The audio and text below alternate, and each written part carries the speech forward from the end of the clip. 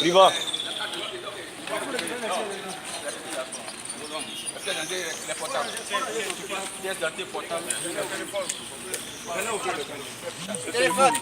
Viva.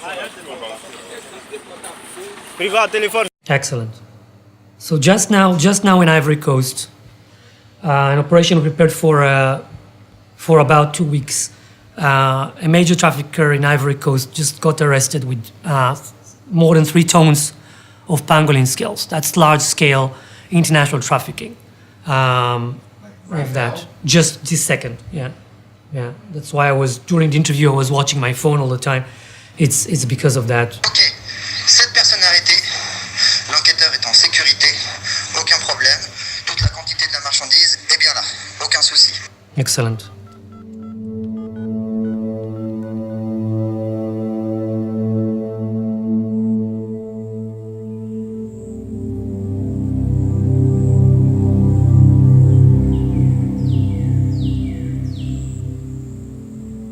Valued at nearly $20 billion a year, the illegal wildlife trade is the 4th largest illicit trade on the planet. Yet only recently are we seeing the emergence of effective methods for tackling the problem.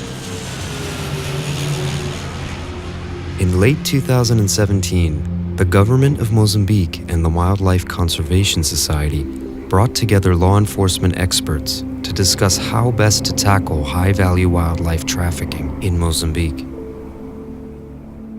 So Mozambique has 2 unfortunate aspects to it, basically. One is it's a major source country, so ivory in particular, and Mozambique lost more than half its elephants over the last 7 years now. And it's a major trafficking country as well, to do with, and so rhino horn in particular, coming from being shot in South Africa, poached in South Africa, and then moved out through Mozambique. And there are other things as well that we're seeing being moved out through Mozambique, so pangolin scales now in particular, and there's a lot of marine wildlife that's also been moved out of Mozambique. A lot of that's poached in Mozambique. We have 6 countries bordering Mozambique, 4,700 something kilometers of land border, 2,000, almost 3,000 kilometers of sea coastal line. So you can imagine that it's geographically is a country that is vulnerable for this or to this kind of illegal activities.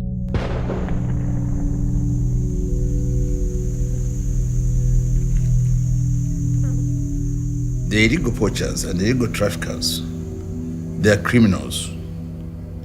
They commit crimes just like other criminals, but the type of the crime they are committing is of an international dimension, in such that they have syndicates and they have no borders.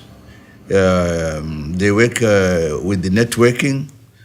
And a crime of illegal poaching can take place in one country, but the products are transported to another country. So that's the dimension the crime is taking now. So it needs concerted efforts among the world to fight it. It can't be fought single-handedly. It needs all the key players to come together and fight the scourge. Really, there's no difference between arms trafficking, drug trafficking, human trafficking, and wildlife crime. Product has to be moved from one place where it originates to the marketplace. So in one typology, they talk about levels, from level 1, which is the poacher who would enter a national park in order to kill an animal, all the way up to level 5, which is the person who is buying the product at the other end. In the middle, at number 3, you have the local buyer. But I don't think that's an accurate reflection. Everybody in the chain is a trafficker. They are all involved in the trafficking process. So rather than a pyramid, I like to think of this as being a chain of transactions which are being conducted. So a typical scheme would be somebody kills an animal in a park, transportation is arranged for them, the product is taken to level 3, who then organises for the product to be bought. The level 4s and level 5s organise the transshipment and the sale of the product in the marketplace, which is Southeast Asia. The first myth is the demand-supply myth. We don't see that. We see syndicates which have one foot in Asia, one foot in Africa, so they control both the demand and the supply. In fact, like any multinational that you would know about, they control the supply and the demand at the same time, reinvest the resources back into the supply, back into the demand simultaneously. The other myth is the poaching myth. People are still using a lot the words poaching and poachers when we realize now that things are far more organized. You have traffickers, large networks. The poachers are just foot soldiers. They're not just hunting elephants and then moving around looking for business. They are being sent, and syndicates have an interest to create a monopoly and very rigorous about keeping that monopoly. We're talking about transnational organized crime, and this is something that involves many countries, different countries. It doesn't matter where it ends up, but it is organized, and it is very damaging because it brings other problems like corruption, like presence of weapons in the hands of people that sooner or later might use those weapons for other objectives. And at the end of the day will result into the extinction of some species, of reduction to levels that I said are not anymore viable. We're talking about animals that may not be in existence in the near future, like elephants and rhinoceros.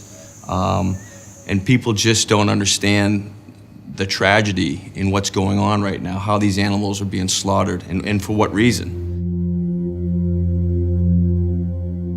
Having transitioned over into Kenya, East Africa 4 years ago, we saw a lot of the transition between the transnational organized crime. The drug traffickers, the weapons traffickers, the terrorists, they all use what we call shadow facilitators. The smugglers, the money launderers, the passport fraud, and there's always that connection. These individuals or these organizations always require the assistance of these shadow facilitators. So in working investigations in Kenya, we were working a lot of the heroin that was coming in and saw that a lot of these organizations were involved in ivory trafficking as well. So for us, it's a benefit that if we can work a drug investigation, we can also, it'll affect the shadow facilitators or the ivory traffickers or the weapons traffickers, etc. If you want to address organized crime in any sense, you need to have typically an interagent. It doesn't matter if you're in the United States, Australia, Mozambique, Cameroon, Vietnam.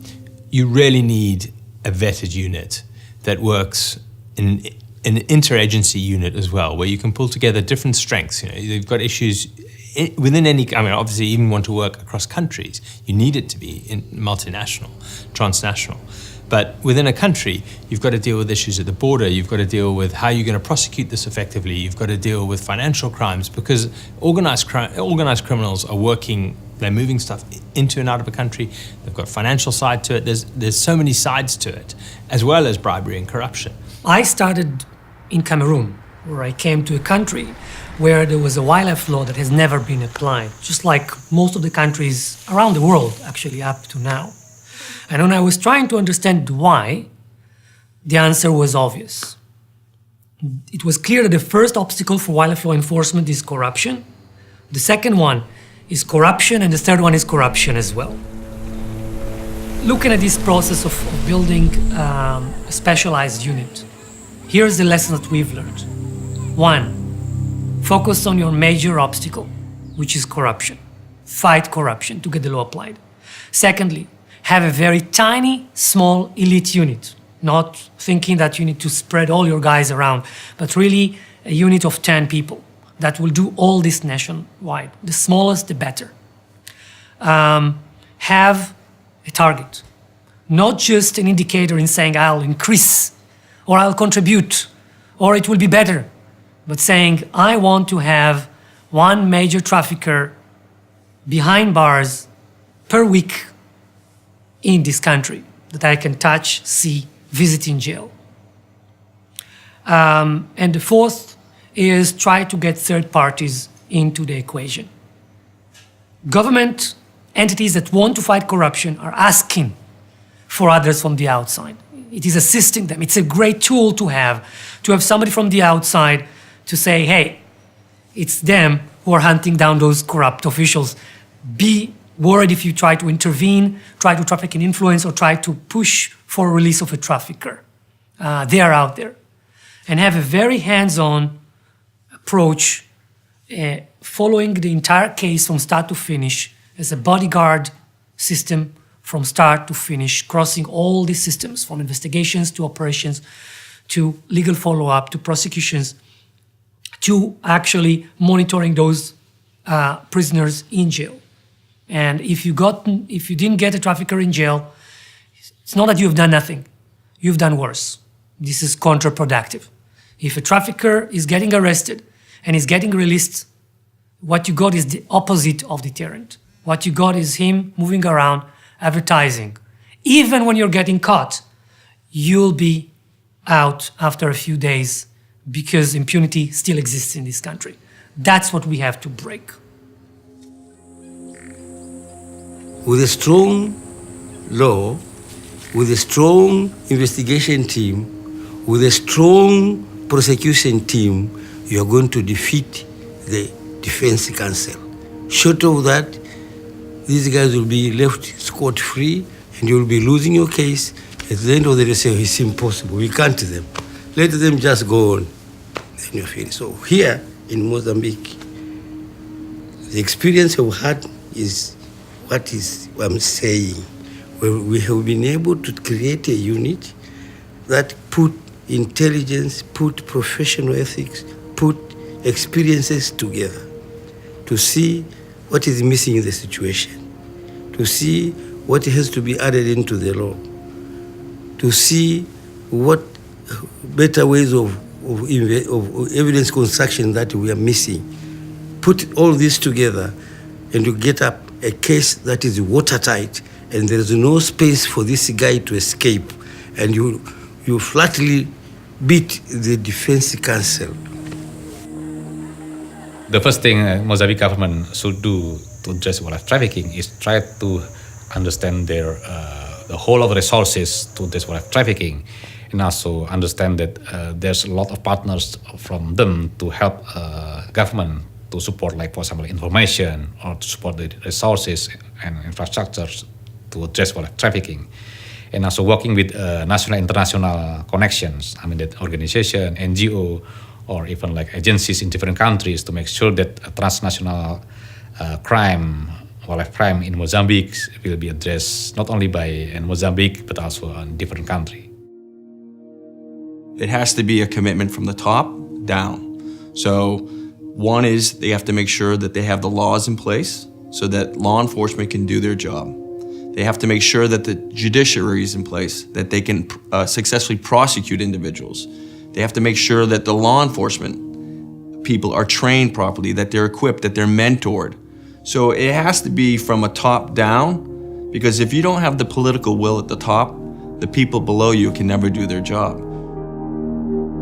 It's clear that a lack of interagency collaboration severely hampers efforts to reduce wildlife crime. Business as usual simply isn't working. Experience from elsewhere shows that to tackle organized wildlife trafficking, we need vetted, well-led multi-agency units with investigations, analytical, and prosecutions capabilities. These units will also end up addressing corruption, financial crimes, and customs and border offenses. Overcoming organized crime requires a deep commitment to good governance and consistent enforcement of the law. In order to see real change in Mozambique, we need well-led law enforcement units with internal trust and the capabilities to proactively enforce the law. First thing is to convince and overcome the resistance to change. Second is to provide this unit with the tools needed to work, be it on the legal, be it on the material side. And third, just start working and bring results.